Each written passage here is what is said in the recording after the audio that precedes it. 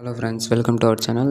நம்ம இன்றைக்கி சைபர் ஃபாரன்சிக்கோட important questions தான் பார்க்க போகிறோம். அனானிஸ்டி பேஸ்ட் சிலபஸ் யூனிட் 1ல் பார்த்தீங்கன்னா ஸ்டெப்ஸ் இன் ஃபாரன்சிக் இன்வெஸ்டிகேஷன், அப்புறம் forensic duplication, CF techniques, data acquisition.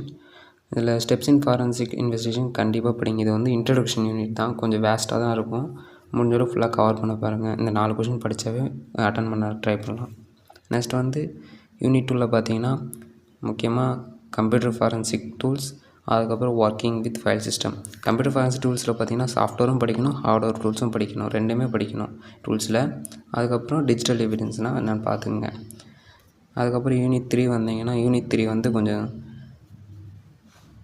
Part C question இருக்க வாய்ப்பு இருக்குது. கேஸ் ஸ்டடிஸ் இருக்கீங்களா, அதை நீங்கள் நல்லா படிச்சிங்கன்னா ஓரளவுக்கு பார்த்து கவர் பண்ணி வச்சுருந்தீங்கன்னா நீங்கள் வந்து ஈஸியாக கேஸ் ஸ்டடிஸ் அட்டன் பண்ணலாம் பார்ட் சியில்.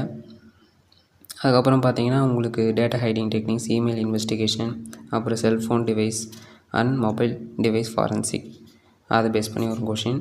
அதுக்கப்புறம் யூனிட் 4ல் பார்த்தீங்கன்னா ஃபுட் பிரிண்டிங் அண்ட் ரெகனைன்ஸ் இல்லைனா எனாமரேஷன்.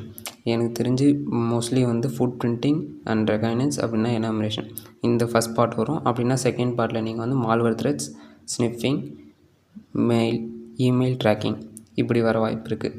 ஸோ முடிஞ்ச அளவுக்கு இதை கவர் பண்ண பாருங்கள். அப்படின்னா 1, 2 மட்டும் கவர் பண்ணுங்கள், இல்லைனா 3 கூட கவர் பண்ணுங்கள். அதுக்கப்புறம் யூனிட் 5ல் பார்த்தீங்கன்னா டெனியல் ஆஃப் சர்வீஸ் ஆல்ரெடி படித்தது தான், நீங்கள் கிரிப்டோகிராஃபியில் படிச்சிருப்பீங்க, ஈஸியாக இருக்கும். அப்புறம் எஸ்கியூஎல் இன்ஜெக்ஷனும் நீங்கள் 3rd செமஸ்டரில் படிச்சிருப்பீங்க டிபிஎம்எஸில். ஸோ அது உங்களுக்கு ஈஸியாக இருக்கும். நெக்ஸ்ட் சோஷியல் இன்ஜினியரிங்னா சின்ன டாபிக் தான். ஸோ அது சும்மா பார்த்தீங்கன்னாவே ஓரளவுக்கு எழுதலாம். அதனோட டிஃபெக்ட்ஸும் எப்படி வந்து டிஃபென்ஸ் பர்பஸ்க்கு யூஸ் பண்ணுறோம், அதுக்கப்புறம் எப்படி வந்து அட்டாக் பர்பஸ்க்கு யூஸ் பண்ணுறாங்க அப்படின்றத பற்றி ஓவரலாக பாருங்கள்.